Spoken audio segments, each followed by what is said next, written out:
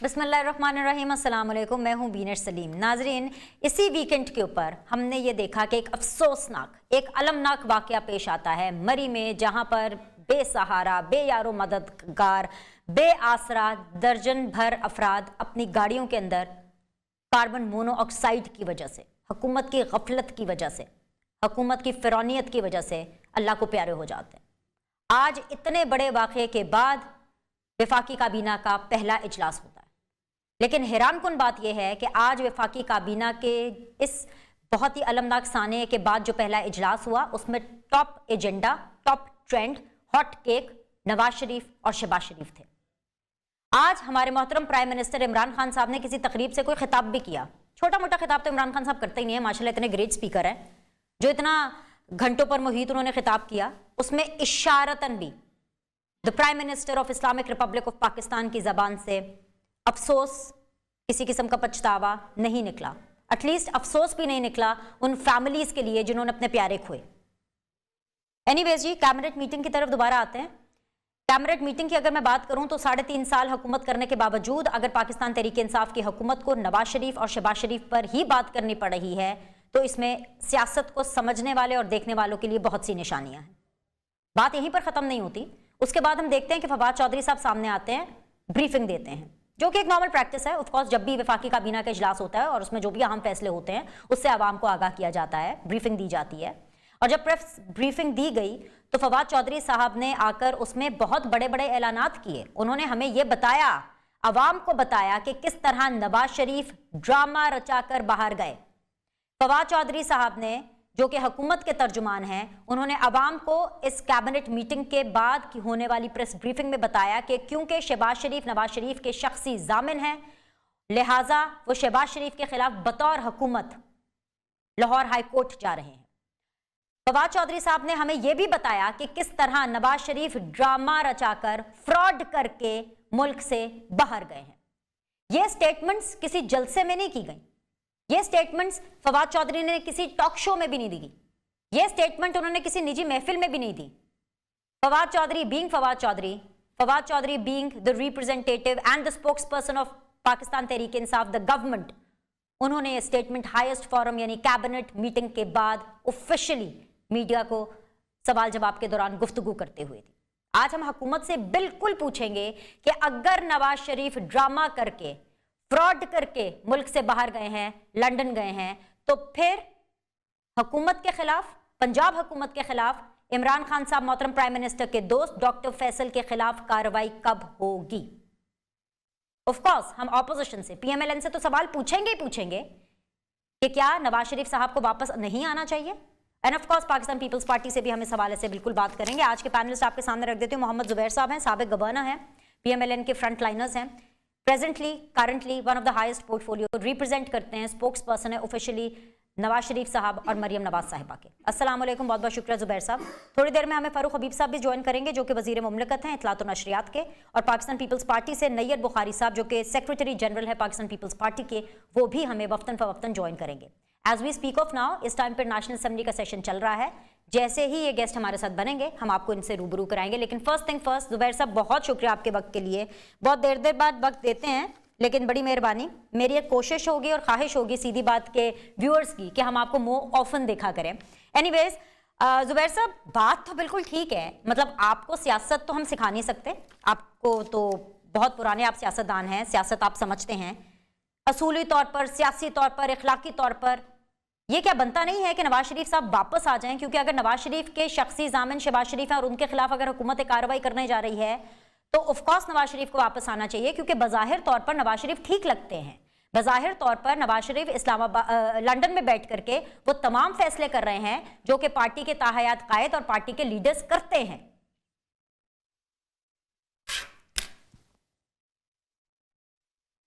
जाहिर है काफ़ी दिनों से सुन रहे हैं, जब से मियां नवाज शरीफ की तरफ से या पार्टी के दूसरे लीडर्स की तरफ से ऐसा कुछ इशारा दिया गया कि जी मियां नवाज शरीफ वापस आ सकते हैं, कभी भी आ सकते हैं, जो कि हमेशा ऑन द कार्ड्स था। जाहिर सी बात है, ये इनका मुल्क है और पाकिस्तान के अवाम के वो सबसे ज़्यादा पॉपुलर लीडर हैं। तो जाहिर सी बात है पाकिस्तान की अवाम भी उनको वापस देखना चाहती है। पाकिस्तान मुस्लिम लीग नवाज के जो वर्कर्स हैं, लीडर्स हैं, वो भी सब देखना चाहते हैं कि वो वापस अपने वतन आए।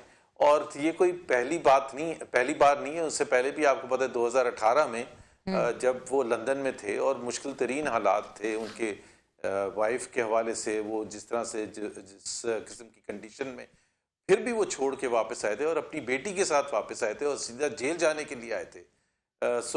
इसमें कोई दो राय नहीं है कि वो क्यों वहाँ बैठे हैं या डरते हैं यहाँ आने से।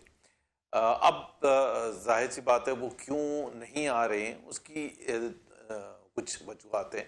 एक तो बिल्कुल मेडिकल है, और मेडिकल में सिर्फ ये नहीं है कि वहाँ वो कैसे दिखते हैं, क्या वो ट्रैवल करने के हमने तो कभी भी नहीं रोका। क्या पाकिस्तान एम्बेसी ने, पाकिस्तान हाई कमीशन ने कभी वो उस किस्म की जांच पड़ताल करने की कोशिश की है? हमने तो कभी नहीं कहा कि हम आपको कोई रिपोर्ट नहीं देंगे। आप डॉक्टर्स के साथ भी जाके देख सकते हैं। लेकिन मैं हमेशा एक चीज़ कहता हूँ विनेश, और वो ये है कि पहले भी आपने मरीम नवाज से भी सुना होगा कि जब वो जेल में थे तो उनकी लाइफ को ख़तरा था। हमें बिल्कुल ख़तरा है। इनका जहन है हुकूमत वक्त का, उसमें हम रिस्क ले ही नहीं सकते मियाँ नवाज शरीफ के हवाले से कि इनके रहमो करम पर छोड़ दें और ये उनके लिए जानलेवा खुदा न खासा साबित हो।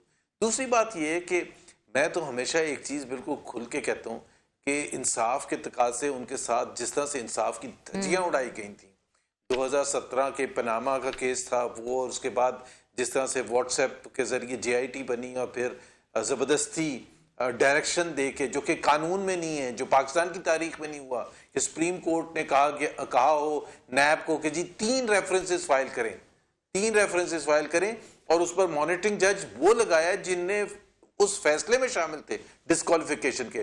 कॉन्फ्लिक्ट ऑफ इंटरेस्ट तो वहीं आ गया था।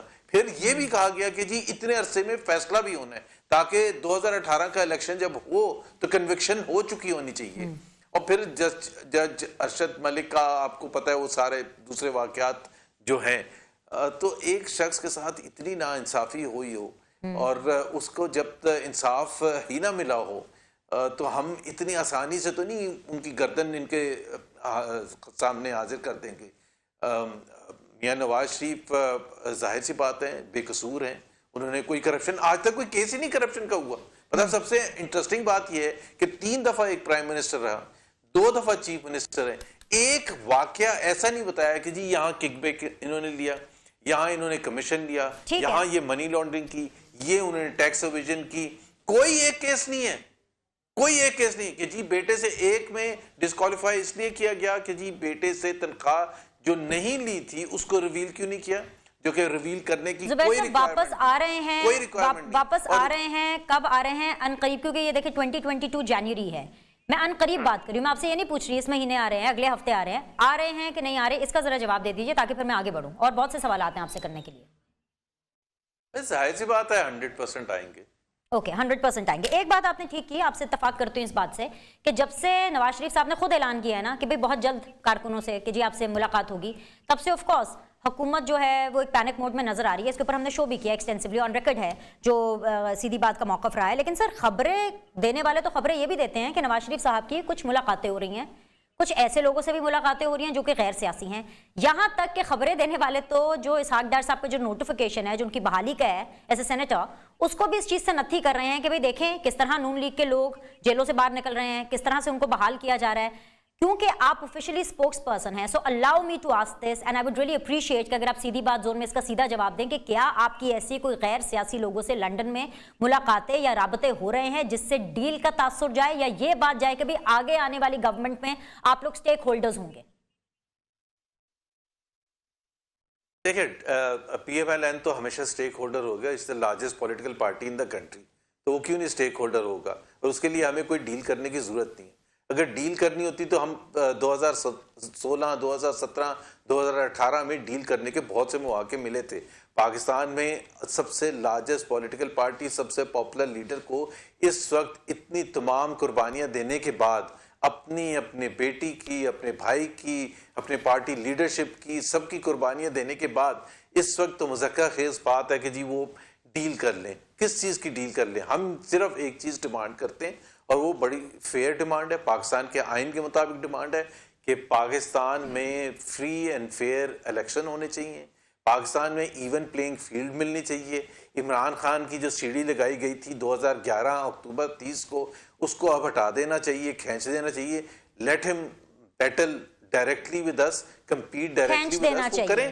भाई तो देखे ना, सर, इतना राब्ते सब होते हैं मिलने के गैर बाद, सियासी इतना लोगों सब से? मिलने के बाद अगर वो मुकाबला नहीं कर सकते, जी राब्ते होते हैं गैर सियासी लोगों से? देखिए, अब मुझे नहीं पता आप गैर सियासी लोगों में किसको शामिल करते हैं। पाकिस्तान के जो यहाँ से बहुत से लोग जाते हैं जिनका ताल्लुक सियासत से नहीं होता। जुबैर साहब, अगर आपको नहीं पता ना कि गैर सियासी लोग कौन से होते हैं, तो यकीन जानिए पीएमएलएन में फिर किसी को नहीं पता कि गैर सियासी लोग कौन होते हैं। मुझे अंदाजा कुछ हो रहा है जो आप सवाल पूछने की कोशिश कर रहे हैं। नहीं नहीं, क्यों डील करेंगे, किस सिलसिले में डील करेंगे, किस चीज के लिए डील करेंगे? अच्छा चले, लेट मी क्लियर इट। आने के लिए, हुकूमत में आने के लिए तो हम कह रहे हैं फ्री एंड फेयर इलेक्शन करवा दें, बस that is all we need. चलिए मैं इसको और क्लियर कर देती हूँ। वो गैर सियासी लोग जो सियासी लोगों को चलाते हैं या सियासत को चलाते हैं। जी सर, देखिए ना, उनके साथ भी अगर डील करनी होती तो 2016, 17, 18, जिस तरह मैंने कहा 2019, 20 हर वक्त एक मौका। और ये पहली दफा नहीं है, मैं एक आपके for the sake of repetition, कि मियां नवाज शरीफ को सबसे पहले 1993 में निकाला गया था उन गैर सियासी कुव्वतों ने। वो काकड़ फॉर्मूला जो था जिसमें प्रेसिडेंट गुलाम इसहाक और नवाज शरीफ दोनों को कहा गया जाना था। गुलाम इसहाक ने असेंबली तोड़ी थी, उन्होंने 58(2)B के तहत सुप्रीम कोर्ट ने बहाल कर दी असेंबली। मियां नवाज शरीफ असेंबली गए और वोट ऑफ कॉन्फिडेंस दोबारा ले लिया और उसके बाद काकड़ फॉर्मूले के थ्रू उनको निकाल दिया गया। 99 में दोबारा निकाल दिया गया डायरेक्ट मिलिट्री इंटरवेंशन के थ्रू। 2013 में वो दोबारा आते हैं हुकूमत में। 2014 में पहले वार किया गया वो धरने के थ्रू। तो मतलब ये कोई पहली दफा नहीं है। मियां नवाज शरीफ ने अगर वो डीलें करनी होती वो तो 93 में बड़ी जबरदस्त डील करते और बैठे रहते, आज तक प्राइम मिनिस्टर होते। कौन है जो उनसे ज्यादा पॉपुलर लीडर था, या कौन है जो उनसे ज्यादा पॉपुलर पॉलिटिकल पार्टी जिसके वो सरबराह नहीं थे? तो मेरा नहीं ख्याल है कि उनको अभी इतने 27-28 साल पाकिस्तान की तारीख में अपना नाम बनाने के बाद, एक लेगेसी क्रिएट करने के बाद, ये सब कुर्बानियां देने के बाद, जबकि उनके पास तमाम आसान रास्ते मौजूद थे पावर में भी रहने के लिए और बड़ी जबरदस्त तरीके से हुकूमत भी करने के लिए, तो वो सब फिर करने की क्या जरूरत थी? हम तो मियां नवाज शरीफ बिल्कुल हुकूमत में आना चाहते हैं, पीएमएलएन हुकूमत में रहना चाहती थी, बिकॉज हम समझते हैं कि सिर्फ मियां Nawaz Sharif as prime minister और PMLN as the political party में कैपेसिटी है, कॉम्पिटेंस है पाकिस्तान के मसाइल को हल करने के लिए। जैसे उन्होंने 2013 से 2018 जब हमारी हुकूमत आई थी तो हमने डिलीवर किया था। अच्छा, एक चीज़ और मुझे उसकी वेरिफिकेशन चाहिए, और ये भी मुझे बता दीजिएगा कि क्या नवाज शरीफ साहब ऑन बोर्ड हैं इस पूरे मामले पर। कल से खबरें ये भी चल रही हैं कि भाई नवाज शरीफ साहब ने ग्रीन सिग्नल दे दिया शहबाज शरीफ को। किस बात पे? क्योंकि पहले तो नवाज शरीफ साहब मान ही नहीं रहे थे कि इन हाउस तब्दीली होनी चाहिए, लेकिन अब एक ग्रीन सिग्नल दिया गया है, बल्कि एक्टिवेशन मोड पर शहबाज शरीफ साहब को डाला गया कि भाई जाइए मौलाना साहब से मिलिए, उनको कन्विंस करिए ताकि इन हाउस तब्दीली लाई जाए। क्या इसकी आप वेरिफिकेशन देंगे? क्या ये खबर ठीक है? क्या नवाज शरीफ साहब ऑन बोर्ड हैं? और क्या अब आप मान गए हैं कि इन हाउस तब्दीली होनी चाहिए? क्योंकि पाकिस्तान पीपल्स पार्टी तो पहले से ही कह रही है। एक तो पाकिस्तान पीपल्स पार्टी ने नेशनल असेंबली में नहीं, आपको याद है पंजाब असेंबली में इन हाउस चेंज लाने की बात की थी जी। और उस वक्त पीएमएलएन ने, ये 1 साल पहले की बात है जब पीडीएम की मूवमेंट शुरू हुई थी, और पीएमएलएन का पॉइंट ऑफ व्यू एक डिफरेंट था कि जी पंजाब असेंबली में उनके 7 मेंबर हैं, हमारे 160 मेंबर हैं, अगर हमने लाना होगा, और जाहिर सी बात है लॉन्ग टर्म इंटरेस्ट जो है पीएमएलएन का वो पंजाब में है। सो एवरी मूव जो हम करते हैं, कोई भी इनिशिएटिव हम लेते हैं पंजाब में, उसमें एक जाहिर है रिस्क भी शामिल होता है और उसमें अपसाइड भी शामिल होती है, लेकिन उसके स्टेक्स हमारे लिए सबसे ज्यादा है। पीपल्स पार्टी के लिए कोई स्टेक्स नहीं है। सो पीपल्स पार्टी का मैं ये नहीं कह रहा कि उनकी नीयत कोई खराब थी, लेकिन उनके लिए ये रिस्क लेना वाज वर्थ टेकिंग इट, हमारे लिए नहीं था। नेशनल असेंबली में उन्होंने कभी बात नहीं की थी, अब वो जरूर उसके बाद उन्होंने 2-4 दफा बात की है। और जहां तक आपका जो पहला सवाल था कि जी उन्होंने मियां नवाज शरीफ ने इस पर कोई फैसला कर लिया, या मुझे बिल्कुल इसका इल्म नहीं है और मैं जाहिर है स्पेकुलेट नहीं कर सकता इसमें। अच्छा, इस चीज़ के बारे में आप कुछ मुसद्दक़ तौर पर बता सकते हैं, क्योंकि एक जो ऑपोजिशन का लॉन्ग मार्च है वो 23 मार्च को होना है, जिसके अंदर जाहिर सी बात है आप लोग की पार्टी के जो प्रेसिडेंट हैं वो उसमें शामिल हैं, लेकिन अब ये कहा जा रहा है क्योंकि पाकिस्तान पीपल्स पार्टी ने बोला है कि वो 27 फरवरी को लॉन्ग मार्च करेंगे। Khawaja Asif seems, he is a senior leader, he seems pretty okay कि हाँ 27 फरवरी में अभी काफ़ी टाइम है, इट कैन बी वर्केबल, सारी ऑपोजिशन को इकट्ठे एक लॉन्ग मार्च करना चाहिए। सो इसके ऊपर अगर आप मुझे कुछ बताना चाहेंगे कि हाईएस्ट फोरम से आपकी पार्टी के अंदर क्या इंस्ट्रक्शंस आ रही है? It will be 23 March, it will be 27 फरवरी। देखें, एक चीज जिस तरह ख्वाजा आसिफ ने बात की थी, मैंने खुद भी उनका इंटरव्यू सुना था कल शायद शाहजेब खानजादा के साथ, जो उन्होंने कहा था कि 27 फरवरी भी हो सकती है। मतलब देखिए, सियासत में कोई हार्ड एंड फास्ट रूल तो नहीं होता, इट्स अ स्ट्रेटजी में का हिस्सा होता है, ओपिनियन की बात होती है कि क्या 23 मार्च तक वेट करना, और ख़ास तौर पर अगर पीपल्स पार्टी ने अब अनाउंस कर दिया है कि वो 27 फरवरी से लॉन्ग मार्च का ऐलान करेंगे। हमारे लिए अच्छा होता अगर पीपल्स पार्टी हमें ऑन बोर्ड लेके पहले ऐलान करती, लेकिन इसमें कोई जाहिर सी बात है, जब हमने 23 मार्च का किया था पीडीएम के प्लेटफॉर्म से, तो उस वक्त पीपल्स पार्टी का कोई इरादा नहीं था या उन्होंने उसका इजहार नहीं किया था। अब जब उन्होंने इजहार कर दिया तो डिफरेंट ऑप्शंस हैं, उस पर वर्क किया जा सकता है, डिफरेंट ऑप्शंस पर गौर किया जा सकता है। आज के लिए बहुत बहुत शुक्रिया मोहम्मद ज़ुबैर साहब, इंशाल्लाह hope to see you soon, very soon on this platform again. अभी के लिए शुक्रिया। मुझे ज्वाइन कर रहे हैं जी नैयर बुखारी साहब, सेक्रेटरी जनरल है पाकिस्तान पीपल्स पार्टी के। अस्सलाम वालेकुम नैयर साहब, बहुत बहुत शुक्रिया आपके वक्त के लिए। सर आपको आवाज़ आ रही है? सवाल रखूँ आपके सामने? श्योर जी, वालेकुम अस्सलाम, बड़ी क्लियर है आवाज़ आपकी। चलिए ज़बरदस्त। आई एम श्योर कि थोड़ा बहुत आपने ज़ुबैर साहब को भी क्लियरली सुन लिया होगा, and I would like to start from where he left. वो ये कह रहे हैं कि पाकिस्तान पीपल्स पार्टी ने अनाउंस किया है 27 फरवरी बेहतर होता, 23 मार्च को ही उन्हीं के साथ कर लिया जाता है। हेवन सेड दैट, लेकिन फिर भी ज़ुबैर साहब यानी पीएमएलएन का ये मानना है कि डिफरेंट ऑप्शन है, उस पर गौर किया जा सकता है। सर सीधा सवाल मैं आपके सामने रखूंगी कि आपका यह हतमी फैसला है कि 27 फरवरी को ही आप एक लॉन्ग मार्च के लिए आगे जाएंगे, या फिर आप अपनी डेट चेंज कर सकते हैं, नून लीग को अपने साथ 27 फरवरी पर कन्विंस कर सकते हैं, या आप उनके साथ 23 मार्च के लिए कन्विंस हो सकते हैं for the long March? Sir शुक्रिया बेनिश। गुजारिश ये है कि हमारा जो डिसीजन है ये कोई इनफरादी डिसीजन नहीं होता, ये हमारा जो पॉलिसी साज अदारा है पार्टी का, सेंट्रल एग्जीक्यूटिव कमेटी, ये उसका डिसीजन है। और बड़ी थ्रेडबेयर डिस्कशन हुई जिस पे हमने 27 फरवरी रखा, और मैंने सुना ज़ुबैर साहब को कि जी अगर वो हमसे मशवरा कर लेते। मेरा सवाल उनसे ये है कि आपने जब 23 मार्च रखा तो आपने हमसे मशवरा किया था? सर आप पीडीएम में थे ही नहीं ना। ऐसा ही नहीं। हाँ, तो फिर बात यह है कि वाई डू दे से कि हम उनसे मशवरा करते, why do they expect from us?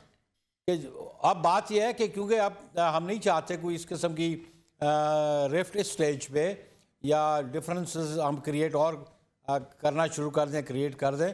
हम समझते हैं कि जितना अपोजिशन में इत्तेहाद होगा, आपस में कोऑर्डिनेशन होगी, आपस में कोई इक्वेशन बना सकेंगे, तो that will be better in the interest of the nation, और इस जमहूरियत के लिए भी वो बेहतर होगा। Fair enough, fair enough. Nayyar Bukhari साहब, अगेन आप बड़े सीजन पॉलिटिशियन हैं, पीपल्स पार्टी बड़ी पुरानी डेमोक्रेटिक जमात है, मतलब सियासत को बहुत अच्छे तरीके से समझते हैं, लेकिन सर थोड़ी सी कन्फ्यूजन है। इस कन्फ्यूजन को दूर करें, मुझे आप बताइए कि आपका लाइन ऑफ एक्शन क्या होगा? यानी कि आप 27 फरवरी को जैसे आप लॉन्ग मार्च कर रहे हैं, वो एक सिंबॉलिक मार्च होगा, या फिर आप लॉन्ग मार्च करके इस्लामाबाद में बैठे रहेंगे जब तक हुकूमत नहीं जाती? पहले मुझे अपना लाइन ऑफ एक्शन बताइए, इस कन्फ्यूजन को क्लियर करें। देखिए, politics is a day to day affair Dinesh, one thing I tell you. और जिस तरह हालात होते हैं उसके मुताबिक फैसले किए जाते हैं। हमारा लॉन्ग मार्च जो 27 से शुरू होगा, कराची से शुरू होगा, और फिर चेयरमैन उसको लीड करेंगे, और फिर हमारा ये कोऑर्डिनेशन भी होगा कि KPK के जो प्रोविंस है उसकी जो डिस्ट्रिक्ट्स हैं और डिवीजन्स हैं वो कब स्टार्ट करती हैं, और फिर हम किस डेट को कन्वर्ज करते हैं इधर इस्लामाबाद में, और फिर सिचुएशन हम देखेंगे कि ये हमारा कितने दिन का होगा। लेकिन एक बात ध्यान में रखें कि ये लॉन्ग मार्च है to build pressure, to attract people, और इवन टू अट्रैक्ट दोज जो उनकी सफ़ों में बैठे हुए हैं या जो उनके इत्तेहादी हैं, कि अब PTI की पॉलिटिक्स, नो मोर पॉलिटिक्स, क्योंकि इन्होंने 3 साढ़े 3 सालों में डिलीवर नहीं किया, लोगों को मिजरीज में मुब्तला किया। परेशानियों में मुब्तला किया, गुर्बत और इफलास में मुब्तला किया। तो अब हम समझते हैं कि इस मुल्क में जो लोगों की निजात इसी तरीके से है कि PTI से निजात हासिल की जाए और एक नया फ्रेश फेयर इलेक्शन हो और नया मैंडेट जिस जमात को भी मिले वो हुकूमत साजी करे और आवाम को रिलीफ दे सके। सही सर, मुझे एक ब्रेक लेना है, लेकिन मेरे साथ आपके गुफ्तगू का सिलसिला भी खत्म नहीं हुआ। मेरे पास अभी भी 2-3 सवाल हैं जो मैंने आपसे करने हैं। मुझे एक छोटा सा ब्रेक लेने की इजाजत दीजिए। ब्रेक लेते हैं, ब्रेक के बाद वापस आएंगे। सेक्रेटरी जनरल हमारे साथ मौजूद होंगे पाकिस्तान पीपल्स पार्टी के नैयर बुखारी साहब, और फिर उसके बाद अगले हिस्से में हमें फारूक हबीब साहब भी ज्वाइन करेंगे। एक छोटा सा break, will be back in a bit.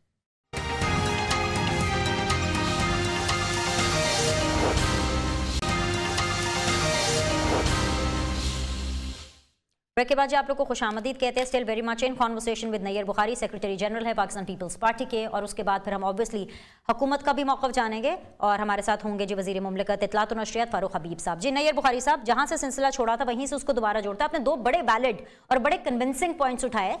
सीधी बात आपने की कि जो आप लॉन्ग मार्च करने का इरादा रखते हैं वो एक प्रेशर बिल्ड करने के लिए और एक अट्रैक्ट करने के लिए लोगों को, इन्हीं दोनों चीज़ों के ऊपर बेस करके मैं अगला सवाल आपसे करना चाहती हूँ। सर, आप लोग आईनी तरीके से हुकूमत को घर भेजने में यकीन रखते थे, और अगर मैं कहूँ कि PDM में स्प्लिट का इशू भी यही मुद्दा बना था कि इन हाउस तब्दीली आप लोगों को चाहिए थी, जो कि बिलावल का, आपके चेयरमैन का एक ब्रेन चाइल्ड था। लेकिन सर, अगर आप लॉन्ग मार्च की तरफ जाते हैं और जैसे आपने कहा कि डे टू डे अफेयर है पॉलिटिक्स, और अगर आपका सिट इन करने का इरादा बन जाता है, आप पार्लियामान से बाहर आ जाते हैं, तो सर फिर इन हाउस तब्दीली कैसे जस्टिफाई होगी? और आपको मैं ये याद करा दूं कि जब PTI पार्लियामान से बाहर आई थी, धरना दे रही थी, तो बहुत से लोगों ने जब वो वापस पार्लियामेंट आई तो उनके लत्ते लिए थे, और उन लत्ते लेने वालों में से पाकिस्तान पीपल्स पार्टी बहुत आगे थी। सर, तो आप इस तरह के डायनामिक्स बहुत अच्छे तरीके से समझते हैं। देखिए, जो उनका PTI का धरना था ना, वो तो डे बाय डे उनकी तादाद तो रिड्यूस होती जाती रही, and that was a rather, उनको तो फेस सेविंग कुदरत की तरफ से कि ये बड़ा अफसोसनाक वाक़या APS का हुआ, वरना तो थिन आउट हो गए थे। वो तो एक इवनिंग शो हो गया था उनका। लेकिन है कि पाकिस्तान पीपल्स पार्टी ने प्रैक्टिकल पॉलिटिक्स किया फॉर मोर देन 54 ईयर्स। हमने तहरीकें चलाई भी हैं, तहरीकें भुगती भी हैं, और ये भी तो हमारी तहरीक का हिस्सा है। लेकिन हमने हमेशा कहा कि हम कोई अनकॉन्स्टिट्यूशनल मीन्स अडॉप्ट करना नहीं चाहेंगे। हम कभी भी ये नहीं चाहेंगे कि सिस्टम डिसरप्ट हो जाए। हम कभी भी नहीं चाहेंगे कि चीज़ें रोल बैक हो जाएं। पाकिस्तान पीपल्स पार्टी सिस्टम की कॉन्टीन्यूटी में बिलीव करती है, और हमने जो transfer of power from one civil government to another वो भी करके दिखाया। और हम समझते हैं कि जितनी भी ऑप्शंस हमारे पास लीगल कॉन्स्टिट्यूशनल ऑप्शंस मौजूद हैं, हम वो एक्सरसाइज करेंगे। और हमारा मौक़िफ़ पहले भी बड़ा वाज़ेह था। नो कॉन्फिडेंस का मौक़िफ़ भी हमारा बड़ा वाज़ेह था, पंजाब में भी और सेंट्रल में भी। और इवन हम तो सजेस्ट करते थे पिछले साल जो मनी बिल था, या इस साल भी, कि अगर मनी बिल डिफीट होता है तो गवर्नमेंट हैज़ टू गो। सो हमारी पूरी कोशिश होगी, हम कोई ज़रूर स्ट्रेटजी बनाएंगे कि इस गवर्नमेंट को पैकअप करवाया जाए, लोगों को, इस मुल्क के अवाम को इन नाअहल हुक्मरानों से निजात हासिल। अच्छा, बातों की हद तक तो नैयर सब ठीक है, लेकिन मैं ज़रा थोड़ा सा परसेप्शन की बात करूंगी जो ग्राउंड पर है। आपने कहा आप प्रेशर बिल्ड करना चाहते हैं इस हुकूमत पर, आप लोगों को अट्रैक्ट करना चाहते हैं इस लॉन्ग मार्च के जरिए। सर, आप कैसे बिल्टअप करेंगे प्रेशर हुकूमत पर, कैसे लोगों को अट्रैक्ट करेंगे? हेवन सेड दैट, क्योंकि आप लोगों की सिंध में हुकूमत है, मोर देन अ डेकेड, इतने सालों से आप सिंध पर रूल कर रहे हैं, वहां पर तो हालात बहुत। एक एग्जांपल आपसे शेयर कर लेती हूँ। अभी लोगों के अंदर ये परसेप्शन है कि सिंध में लाकानूनियत बहुत ज्यादा है। ये शाहरुख जतोई, ये तो एक एग्जांपल है।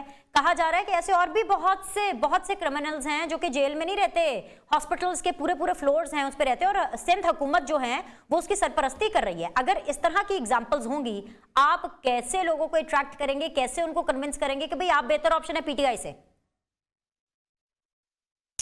देखिए जी, बात है, ये जतोई वाला इंडिविजुअल केस है, और गवर्नमेंट इस लेवल पे नीचे नहीं आती कि एक इंडिविजुअल की इस एक्सटेंड तक। ये लोकली किसी एडमिनिस्ट्रेशन ने कुछ किया होगा, तो अगर नोटिस आया है तो उसका नोटिस हमारी गवर्नमेंट भी वहाँ लेगी, और जो एग्रीव्ड लोग हैं जिनको ग्रीवेंसेस हैं इस इशू पे, they can go to the courts.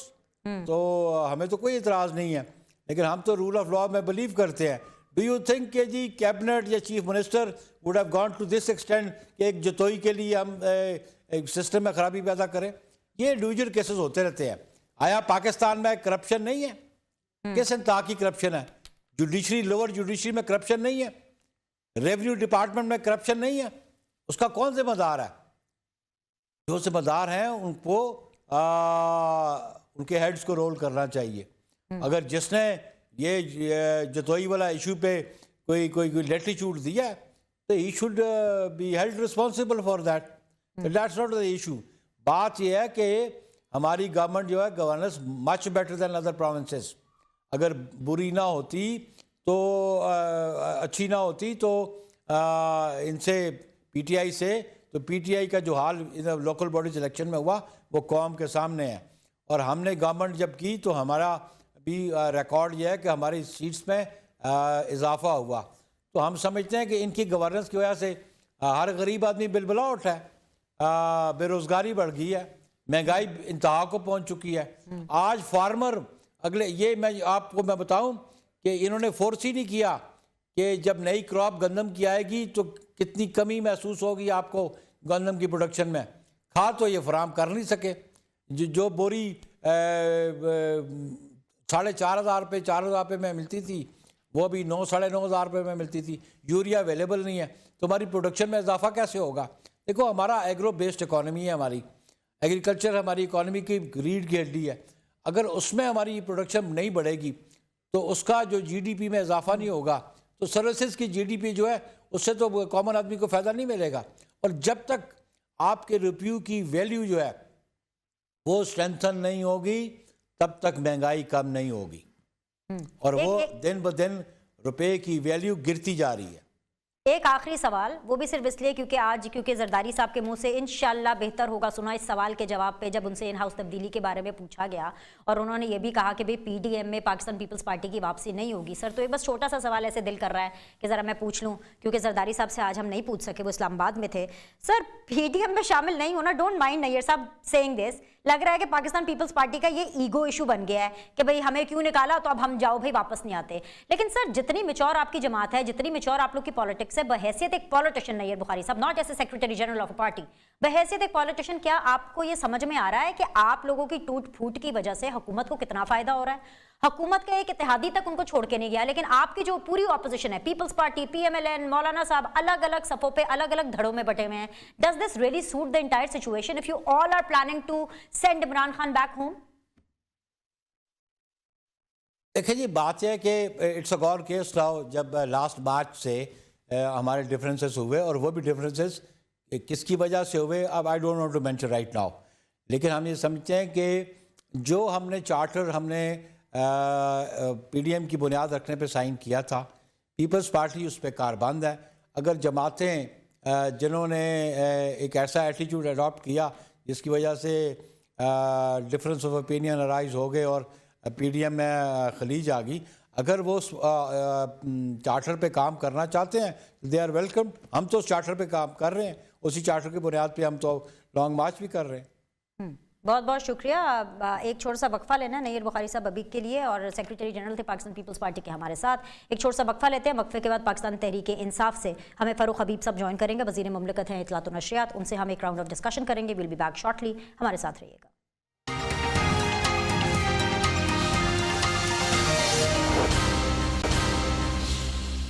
Break के बाद आप लोग को खुशामदीद कहते हैं। फाइनल राउंड ऑफ डिस्कशन है विद फ़ारूक हबीब, वज़ीर मुमलिकत है इत्तलात व नशरियात के। अस्सलाम वालेकुम फ़ारूक, बहुत बहुत शुक्रिया ज्वाइन करने के लिए। फर्स्ट थिंग फर्स्ट, जो कि हम लोगों ने मोहम्मद ज़ुबैर साहब से भी इस हवाले से बात की, और उससे भी पहले हुकूमत ने आज हमें ये बताया अपनी कैबिनेट मीटिंग के बाद, जिस तरह से मैंने प्रोग्राम के शुरू में भी बात की, और क्योंकि आप हमारे साथ बने नहीं हुए थे तो वेरी क्विकली ज़रा क्वेश्चन आपके सामने फ्रेस कर देती हूँ जिस हवाले से मैं बात करना चाहती हूँ कि जब फवाद चौधरी साहब कैबिनेट मीटिंग के बाद आकर के मीडिया को ब्रीफिंग देते हैं और हमें ये बताते हैं कि किस तरह नवाज शरीफ एक ड्रामा करके एक फ्रॉड के जरिए लिए वो बाहर गए हैं। तो सर मैं सीधा सवाल आपके सामने रखना चाहती हूँ कि आवाम कीन है, आवाम बिल्कुल ये चाहती है, हम सब ये चाहते हैं कि आप बिल्कुल इस मामले को प्रूव करें, इसको लुक इनटू द मैटर करें। बिल्कुल अगर आप शहबाज शरीफ साहब के अगेंस्ट जाना चाहते हैं लाहौर हाई कोर्ट, क्योंकि वो नवाज शरीफ के जामिन थे, जरूर जाइए।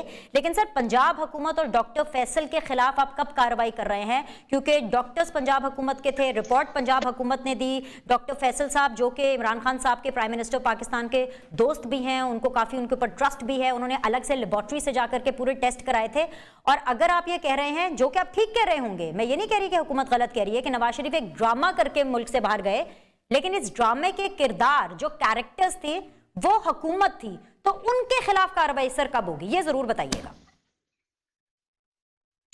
देखें, हुकूमत बिल्कुल किसी ड्रामे का कोई करेक्टर थी, ना कोई किरदार थी। देखें, बुनियादी तौर के ऊपर जो है मियां साहब को इस्लामाबाद हाई कोर्ट ने इलाज करवाने के लिए उनको बेल फ्राहम की। उनके भाई शहबाज शरीफ ने हुकूमत से रजू किया कि वो बाहर जाना चाहते हैं, इसी उनका नाम जो है वो एक्सिट कंट्रोल लिस्ट से बाहर निकाल दिया जाए, जिसपे हुकूमत ने शर्त रखी कि आप 8 अरब का बॉन्ड जमा करवा दें, उसके बाद बेशक आप बाहर चले जाएं। उन्होंने उस शर्त को जाके लाहौर हाई कोर्ट के अंदर चैलेंज किया। 50 रुपए के स्टाम्प पेपर पे शहबाज शरीफ ने गारंटी दी। आज 18 माह से जायद हो गए हैं, नवाज शरीफ वापस नहीं आए। वहां बैठ के जो है वो हाइड पार्क में वॉक करते नजर आएंगे, पोलो मैच देखते नजर आएंगे, कॉफी पिज्जा खाते नजर आएंगे, सब काम करते नजर आएंगे, इदारों के खिलाफ हरदासराई करते नजर आएंगे। लेकिन अगर किसी काम करते नजर नहीं आएंगे, वो है इलाज, वो है ट्रीटमेंट, मेडिकल ट्रीटमेंट, जिसके लिए उन्होंने बाहर जाने की जिद लगा रखी थी। लिहाजा जाहिर यही चीज साबित हुई कि वो चाहते थे अदालत से, जेलों से उनकी जान छूट जाए, किसी तरह उनको एस्केप बाहर जाने का मौका मिल जाए। शहबाज शरीफ उसके गारंटर थे, लिहाजा हुकूमत हक बजानिब है कि वो इस्लामाबाद लाहौर हाई कोर्ट से रजू करे, जहां पर उन्होंने गारंटी दी थी कि नवाज शरीफ साहब की जो मेडिकल रिपोर्ट्स हैं वो मुताबिकत नहीं रखती जो उनकी प्रीवियस रिपोर्ट्स थी उसके साथ, तो वो वापस क्यों नहीं आ रहे।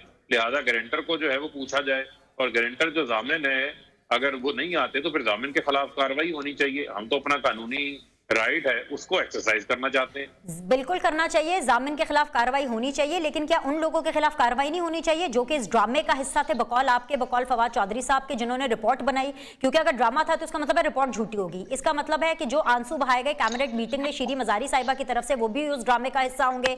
जिस तरीके से वजीर सेहत यास्मीन राशिद साहिबा ने अपनी रिपोर्ट्स दी, अपना कंसर्न शो किया, वो भी उस ड्रामे का हिस्सा होगा। जिस तरीके से डॉक्टर फैसल साहब ने अपनी रिपोर्ट्स दी, अपने कंसर्न्स का इजहार किया, वो भी उस ड्रामे का हिस्सा होगा। और सर एक चीज और फारूक साहब, नवाज शरीफ की कोई एक ऐसी स्टेटमेंट आप मुझे बता दें, क्योंकि आपने बोला कि जी वो मुल्क से बाहर जाना चाहते थे, कोई ऐसी स्टेटमेंट उस पीरियड के बीच में जिसमें नवाज शरीफ ने कहा हो कि वो बीमार हैं, उन्होंने इलाज कराना है और उन्होंने लंदन जाकर इलाज कराना है, तो ये चीज भी बताइए। देखिए, मुझे कोई आप ऐसी स्टेटमेंट बता दें जिसमें नवाज शरीफ साहब ने कहा हो नहीं मुझे ये जबरदस्ती लंदन भेज रहे हैं, बल्कि नवाज शरीफ साहब का मुझे आपको ऐसा लम्हा बता दें जब वो फोक लिफ्टर से जहाज पे चढ़ रहे थे तो उन्होंने जिद लगाई हो नहीं मैं यहीं से छलांग लगा दूंगा, मैं पाकिस्तान छोड़ के नहीं जाऊंगा, मैं यहीं पे रहूंगा, जितना मर्जी बीमार हूं मैं यहीं पे इलाज करवाऊंगा। देखें, उस वक्त जो ड्रामा रचाया गया था, डेली प्लेटलेट्स काउंट्स आते थे, डेली हमें बुला के ये पूछा जाता था कि आप नवाज शरीफ की जान की गारंटी देते हैं। अब आपको पता है जिंदगी मौत तो अल्लाह ताला के हाथ में है, मैं तो अपनी जान की गारंटी नहीं दे सकता, आपकी जान की गारंटी नहीं दे सकता, तो किसी शख्स की गारंटी मैं कैसे लूंगा? आप भूल गए हैं, इतनी मासूम तो आप भी नहीं है। नहीं फारूक, मासूम कोई भी नहीं है, लेकिन आप एक बड़ी ही गैर हकीकी सी बात कर रहे हैं। नवाज शरीफ चाहे हॉस्पिटल में थे पर एक कैदी थे, कोई कैदी ये चाहेगा कि उसको एक बाहर जाने का अगर मौका मिल रहा है, हुकूमत सामने से आकर मौका दे रही है, उसके मिनिस्टर्स खुद सामने से आकर ये मौका दे रहे हैं और वो कहेंगे जी मुझे कैद से बाहर नहीं जाना, ये तो बड़ी गैर हकीकी से आपने बात की। कुछ लॉजिक्स और कुछ फैक्ट्स की भी बात कर लेते हैं। नहीं देखें, ऐसी बात नहीं है। सुन लें, आप ये बताएं मुझे कि मेडिकल ग्राउंड्स के ऊपर बेल जो है वो किसने दायर की थी इस्लामाबाद हाई कोर्ट में? वो नवाज शरीफ ने दायर की थी ना, किसी और ने दायर तो नहीं की थी। उससे कबल भी आपको याद होगा कि 6 हफ्तों की बेल सुप्रीम कोर्ट ने भी उनको दी थी। आपको याद होगा जब रायबंड के अंदर मौलाना फजलुर रहमान के साथ बैठ के उन्होंने प्रेस कॉन्फ्रेंस शुरू कर दी थी, सियासत शुरू कर दी थी, इलाज तो उन्होंने उस वक्त भी नहीं करवाया था। अब भी जो है वो मेडिकल ग्राउंड्स के ऊपर बेल हुई थी, उनकी बेल जो है वो मेरिट बेस के ऊपर अप्लाई नहीं की थी उन्होंने। आपके जरा रिकॉर्ड में सेट करता चलूं आपके हवाले से, तो जब उन्होंने खुद इलाज करवाने के लिए दरखास्त दी, आप रिकॉर्ड दुरुस्त करना चाहते हैं जरूर करें सर। मैं सिर्फ आपको एक चीज याद कराना चाहती हूँ, आपकी सुनूंगी सर, मेरे पास मैं सुनूंगी सर। अदालत में या नहीं गए थे? मैं सिर्फ ये कहना चाहती हूँ फारूक साहब, इजाजत पंजाब हुकूमत ने दी थी। ले ना, कोर्ट ने डेनिस सुन तो सिर्फ ले, आपका डिस्प्यूट इजाजत हल किया था। जी जरा सुन ले ना, सुन ले। देखें इतना सादा काम नहीं है ना जितना आप बना के पेश कर रही हैं, जरा सुन लें। बुनियादी तौर के ऊपर आपको याद होना चाहिए कि शहबाज शरीफ ने इंटीरियर मिनिस्ट्री को, वफाकी हुकूमत को दरख्वास्त दी थी कि एग्जिट कंट्रोल लिस्ट से नाम निकाला जाए मियाँ साहब का, वो बाहर जाके इलाज करवाना चाहते हैं। तो लिहाजा आप ये देखें, आपका ये कहना कि मियाँ साहब ने कहा था, तो शहबाज शरीफ में या मियाँ साहब में या उनकी फैमिली के अंदर किसी किस्म का कोई फर्क नहीं है। दूसरी बात यह है कि वो पिछले 1.5 साल हमें ये बताते रहे कि मियाँ साहब इलाज करवा रहे हैं। उसके बाद मरियम की वो प्रेस कॉन्फ्रेंस चलाएं ना आप, जिसमें वो कहती है जान की मियाँ साहब की आप गारंटी दे दें, अगले दिन ही वापस आ जाएंगे। अब बात यह है कि इन्होंने 10 बयानिए अपनाए हैं नवाज शरीफ के मुल्क में वापसी के हवाले से। कभी उनकी जान को खतरा है, कभी वो बीमार हैं, कभी वो इलाज करवा रहे हैं, कभी वो जो है किसी अच्छे का इंतजार कर रहे हैं। इस किस्म की बेशुमार बेशुमार बहाने। मैं आपको ये कहूंगा कि उनको कानून की हाकमियत को तस्लीम करना चाहिए। उनको अदालत ने सजा दी हुई है, आए अपनी सजा पूरी करें, आके अदालतों का सामना करें। यहाँ पे अदालती सिस्टम आजाद है ना, जिस अदालत ने बेल दी थी उसी वही अदालत उनको अब एब्सकॉन्डर भी कह रही है। प्रोग्राम के शुरू में ही मोहम्मद जुबैर साहब से मैंने यही सवाल पूछा था, इखलाकी तौर पर, सियासी तौर पर नवाज शरीफ को वापस आना चाहिए। वो सब चीजें ठीक है, बातें मुझे पता है आप बड़े नहीं, हाँ कानूनी तौर पर भी। फारूक आप बड़े अच्छे स्पीकर हैं, आपको आदत है जलसे कर करके बोलने की, हमें प्रोग्राम कर करके बोलने की आदत है। जितना चाहे मर्जी हम दोनों एक दूसरे के साथ बातचीत कर लें। मुझे बार बार सर उस सवाल पर वापस आना पड़ रहा है, हाँ या ना में इसका जवाब दे दें। डॉक्टर फैसल, यास्मीन राशिद, पंजाब हुकूमत, इसके खिलाफ भी कार्रवाई होगी कि नहीं? आपको करनी है शहबाज शरीफ के खिलाफ कार्रवाई? 100 बिस्मिल्लाह करें। नवाज शरीफ को वापस लेकर के आना है, आज कल को छोड़ के आज वापस लेकर के आए। What about doctor Faisal and Punjab government, हाँ या ना, ताकि मैं आगे बढ़ूं, वरना हम इसी पे बात करते रह जाएंगे। नहीं देखें, उनके ऊपर तो मैं समझता हूँ किसी किस्म की कार्रवाई का सवाल ही नहीं पैदा होता। उसके ऊपर सिर्फ ये डॉक्टर यास्मीन राशिद या डॉक्टर फैसल तो जो है वो देखने गए थे वहां पर। इसके अलावा बेशुमार रिपोर्ट्स जो है वो तैयार करवाई गई थी। अगर सजा देनी है तो डॉक्टर अजहार को देनी चाहिए और उन्हें भी आके जवाब दे होना चाहिए कि अब वो प्लेटलेट्स काउंट्स तो नहीं बताते। नवाज शरीफ एक कैदी थे, सरकारी अस्पताल में जेरे इलाज थे, तमाम तर जो रिपोर्ट्स थी वो सरकारी थी, तमाम तर डॉक्टर्स जो थे वो सरकारी थे। वो तो नैब की कस्टडी में थे। सर तुसी ना मनो, ਤੁਹਾਡੇ ਮੰਨਣ ਨਾਲ फैक्ट्स चेंज नहीं होते, तुसी ना मनो। मेरी तबीयत खराब हो गई, वो तो कहने वाले ये कहते हैं कि नैब की कस्टडी में थे। बजा फरमा रहे हैं सर, आप बजा फरमा रहे हैं। कहने वाले ये भी कहते हैं कि शहबाज शरीफ मिलने गए, उन्होंने जाकर मियां साहब तुसी बीमार होने का, अच्छा मुझे नहीं पता मैं बीमार। पर सर वो आजाद शहरी नहीं सन, अपनी मर्जी थे, अपनी मर्जी नाल किसी प्राइवेट हॉस्पिटल में नहीं बैठे सन। आप वो नहीं आप वो तस्वीर भी तो चलाए ना जो तो ट्वीटें की गई थी गेम चेंजर सलमान शहबाज के अकाउंट से। बिल्कुल की गई थी, उन्होंने रिक्वेस्ट की, बिल्कुल की गई। नून लीग ने रिक्वेस्ट की, नवाज शरीफ ने रिक्वेस्ट की।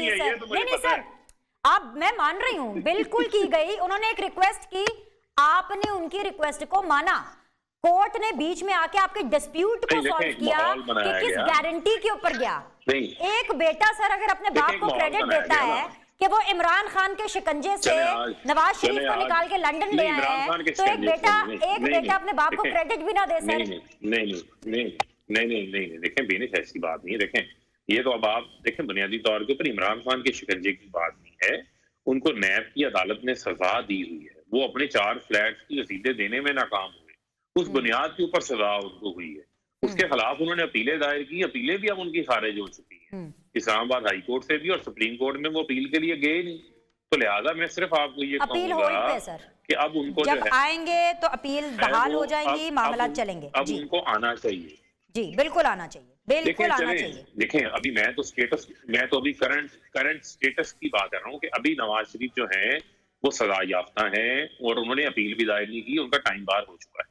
जब वो आएंगे वो तब की बात है, उस वक्त वकला क्या बात करते हैं, अदालत क्या फैसला करती है, ये उस वक्त की बात। अच्छा भाई फारूक हबीब, मसला ये है कि कैबिनेट मीटिंग की तरह 3.5 साल हुकूमत में रहने के बाद आपने टॉप एजेंडा नवाज शरीफ शहबाज शरीफ रखा, और मेरे शो का एजेंडा भी ना अब यही ड्रिवन होता जा रहा है, क्योंकि तुसी गल्ला करी जा रहे हो, मंदे नहीं हो। आपकी मर्जी, आप ना माने, फैक्ट्स अपनी जगह पे रहेंगे। मैं कुछ आपसे आपकी पार्टी के बारे में बात कर लूँ सर। आपका पाकिस्तान तहरीक इंसाफ का एक और घर का भेदी लंका ढा रहा है। और मैं बात कर रही हूं अहमद जवाद साहब की। आप ट्विटर पर भी बहुत एक्टिव हैं, वक्त जाया नहीं करूंगी। आपको पता है कि वो ट्वीट्स क्या कर रहे हैं। हुकूमत में आकर अरबपति बनने वाले वुज़रा की लिस्ट बना रहे हैं। वो दरबारी कार्बन मोनोऑक्साइड की तरह जो लीडर को गहरी नींद देते हैं फिर मौत तक ले जाते हैं, ये लिख रहे हैं। वो ये कह रहे हैं जी बनी गाला सोता रहा और अवाम सर्दी से मरती गई। ये सवालात आपके अपने साबिक सेक्रेटरी इत्तलात अहमद जवाद साहब उठा रहे हैं, तो मीडिया क्यों ना उठाए, अवाम आपसे सवाल क्यों ना पूछे? नहीं देखिए, हमने तो आपको कभी नहीं रोका कि आप सवालात ना पूछें। हम तो किसी को भी नहीं रोकते कि वो सवालात ना पूछे। देखिए, हमारे अंदर को मरियम नवाज वाले ना सलाहियत है ना क्रेडेंशियल्स हैं। वही ये काम कर सकती हैं, वही लोगों को गालियां भी बक सकती हैं, वही कह सकती हैं इसके इश्तिहार बंद कर दो, इसके इश्तिहार कर दो, इसको चैनल पे रहने दो, इसको ना रहने दो, किसकी हेडलाइन चलानी है किसकी नहीं चलानी। वो काम तो ये करती हैं कि आप और सवालात पूछें, आप सबसे सख्त सवालात पूछें, आप जितना क्रिटिसिज्म करना चाहती हैं आप करें।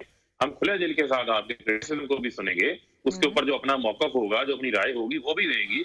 हम पूरी आजादी राय के ऊपर जो है यकीन रखते हैं, लेकिन हम आपसे ये भी एक्सपेक्ट करते हैं कि आप साथ साथ ये भी कहें कि सहाफियों को गालियां नहीं देनी चाहिए, किसी मीडिया के इश्तिहारात को जो है वो कंट्रोल नहीं करना चाहिए। उसी के साथ साथ जो है वो चैनल मालिकान को भी फोन करके ये नहीं कहना, हुक्म नहीं देना चाहिए। हाँ, आप रिक्वेस्ट जरूर करते हैं, आप ये जरूर कहते हैं जी मेरा मौकफ आप चलाएं, या मेरी राय के अंदर ये चीज है, या ये हमारे पॉजिटिव हैं, इनको आप हाईलाइट करें। लेकिन जिस किस्म की ऑडियो सामने आई है हमारे बेनिश, उसके ऊपर थोड़ी सी मजम्मत आपको भी करनी चाहिए कि किसी सहाफी को गालियां नहीं देनी चाहिए। नहीं देनी चाहिए ना, बताएं ना।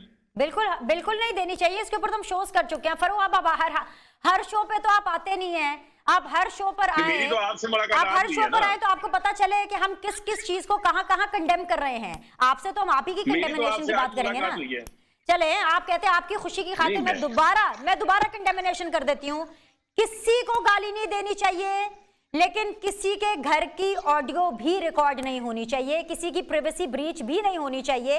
अगर कोई अपने घर में बैठ करके कॉन्वर्सेशन कर रहा है तो वो भी उसका ब्रीच नहीं होना चाहिए। बिल्कुल नहीं होता। मेरा आपसे आज इमरान खान साहब ने कहा है ना कि इसको बनाना रिपब्लिक ना बनाए। मैं आज आपसे दरखास्त करती हूँ कि इसको बनाना रिपब्लिक ना बनाए। जी सुन लें, जी सुन लें। देखें, बात ये है कि जब फिर आप ये कहते हैं कि जनाब मेरी ऑडियो कैसे सामने आ गई, तो फिर आप खुलेआम कहते हैं मेरे पास तो ऑडियोज भी हैं, मेरे पास तो वीडियोज भी हैं। तो ये फिर हर तरफ चीज होनी चाहिए ना। ये होकर जब अपने पे बात आए तो आप कहें जी मेरे से माफी मांग लें, और जब किसी और के ऊपर बात आए तो आप कहें नहीं इस ऑडियोज की बेस के ऊपर, इन वीडियोज की बेस के ऊपर पूरे केसेस को ही आप खत्म कर दें। ये दोहरा म्यार नहीं चल सकता ना बिनिश। एक म्यार, एक प्रिंसिपल, एक असूल को अपना लें, उसके ऊपर फिर हम सब। पर केस अभी खत्म कहाँ हुआ है फरूक?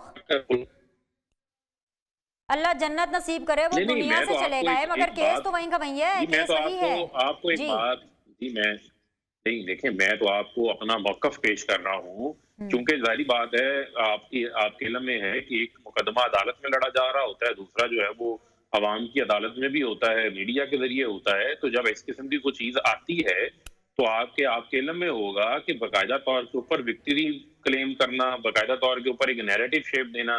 लेकिन फिर मैं उन्हें यही मैसेज देना चाहता हूँ आपके शो में कि भाई कतरी खातियां जाली ट्रस्ट डीडों से कुछ नहीं होगा, रसीदें देने से कुछ होगा। अगर रसीदें हैं तो आप जो है वो सरगुरू हो जाएं, अगर रसीदें नहीं है तो फिर कानून का सामना करें। पहले फरूक, मैंने बात शुरू की थी अहमद जवाद से, आप फिर बीच में शरीफ खानदान को और मरियम नवाज को ले आए हैं।